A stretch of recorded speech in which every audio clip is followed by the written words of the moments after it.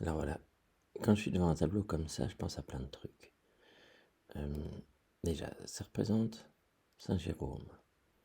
Saint Jérôme, ceci est un tableau du XVIe siècle.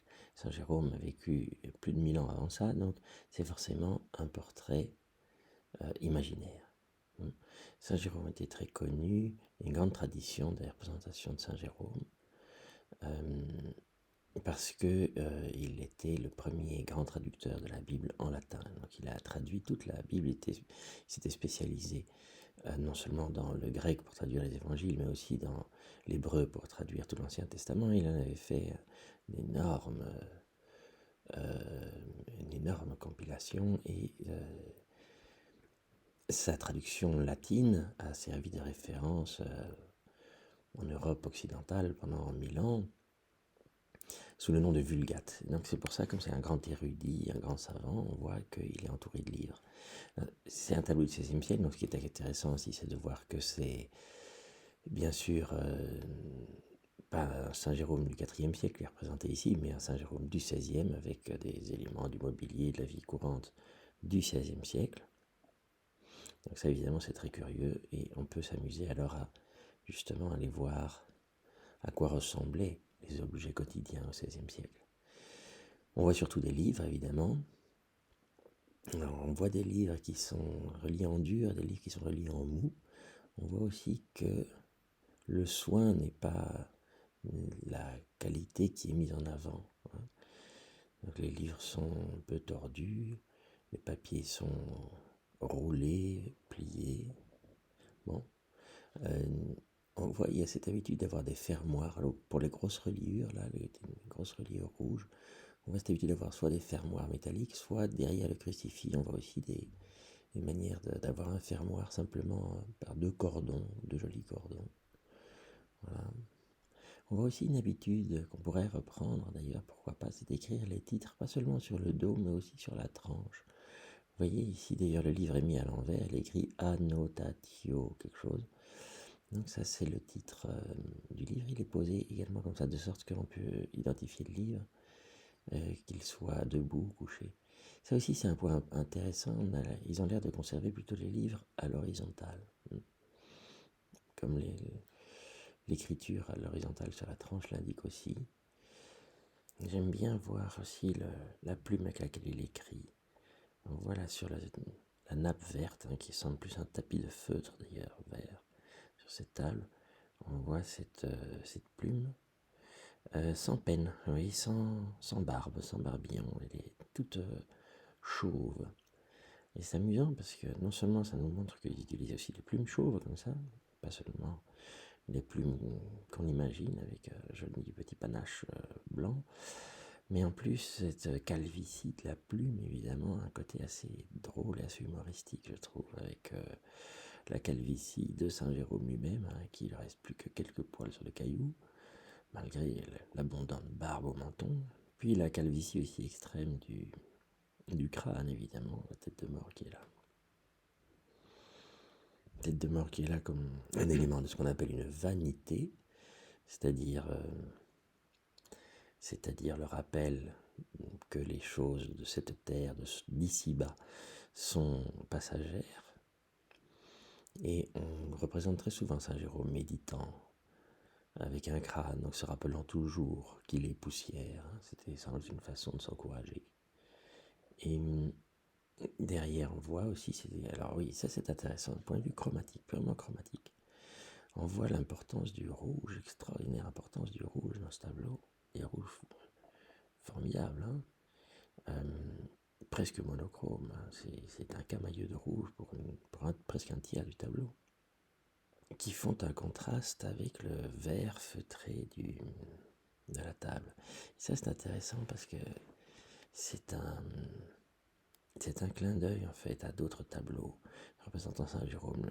Un des tableaux les plus célèbres qui représente Saint Jérôme est un tableau du XVe siècle peint par Van Eyck et qui est un tableau qui a eu une grande fortune. Il a été peint à Bruges, mais il a appartenu très tôt aux Médicis à Florence, donc il a traversé l'Europe et il a servi de modèle. D'abord, il a été copié plusieurs fois, il a servi de modèle par la suite aux représentations de Saint Jérôme, notamment toutes les représentations de Saint Jérôme qu'on trouve à Florence.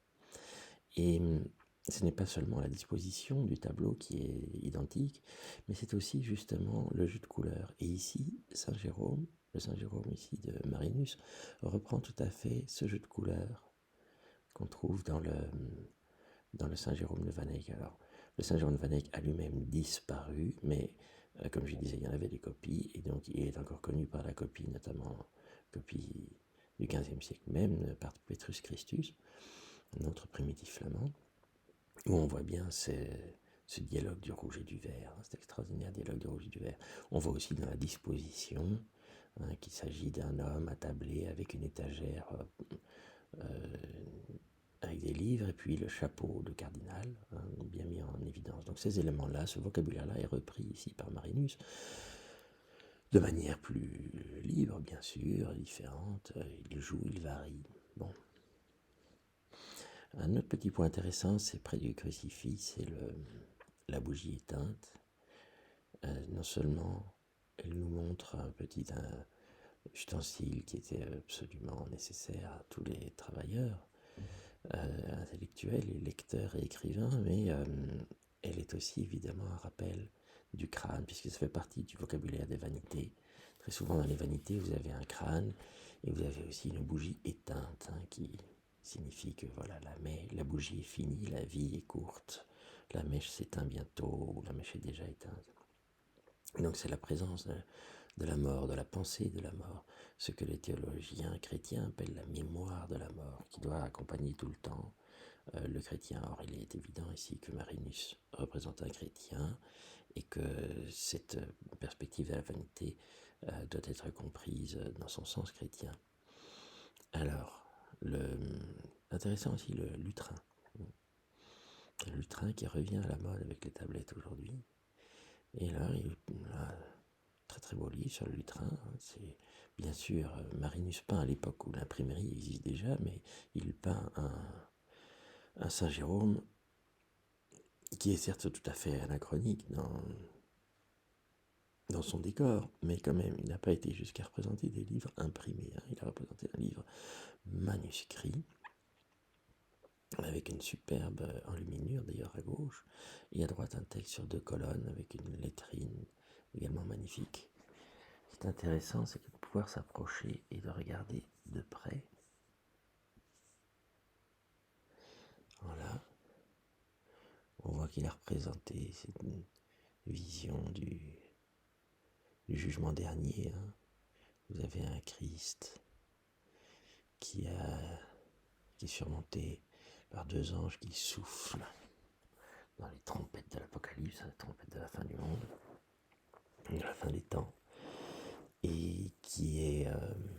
on voit que le Christ, on voit une grande épée là, qui est près de sa tête. Cette épée, dans l'Apocalypse, on dit que la parole est une épée, la parole est un glaive.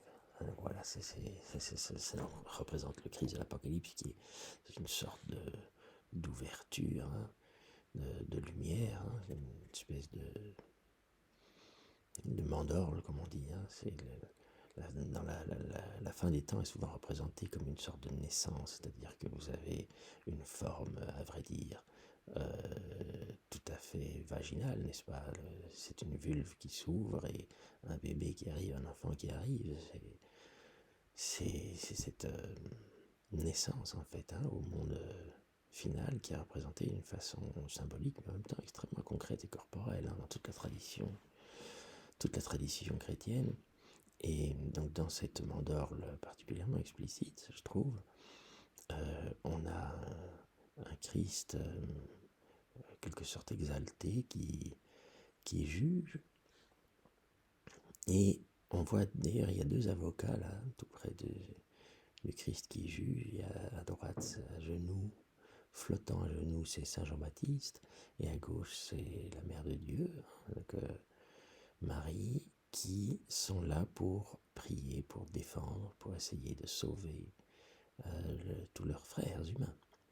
Et en bas, on voit la représentation traditionnelle de la séparation du bon grain et de l'ivraie, une séparation des justes et des damnés. Les justes à gauche rentrent dans une sorte de fournaise de lumière, et à droite ils rentrent dans la gueule obscure du Léviathan, du grand monstre, poussé par des petits diables assez rigolos. Voilà. C'est intéressant ce tableau dans le tableau, hein, parce qu'il est extrêmement soigné, c'est pas anodin, hein, c'est formidable. Et la qualité de la reproduction nous permet aussi de voir, comme si on était au musée d'Anvers, de mettre son nez sur le tableau et de voir que par exemple le glaive qui est à droite du Christ sur l'image, eh bien a un pendant à gauche, et ça manifestement c'est un lys, si je vois bien c'est un lys, un grand lys qui symbolise la pureté, n'est-ce pas, la virginité, la pureté. Voilà. Alors, sur le lutrin, on a évidemment ce petit détail très agréable. Dans le bois du lutrin a été gravé Marinus me fecit 1541. Donc c'est bien Marinus qui m'a fait en 1541, c'est la signature du peintre.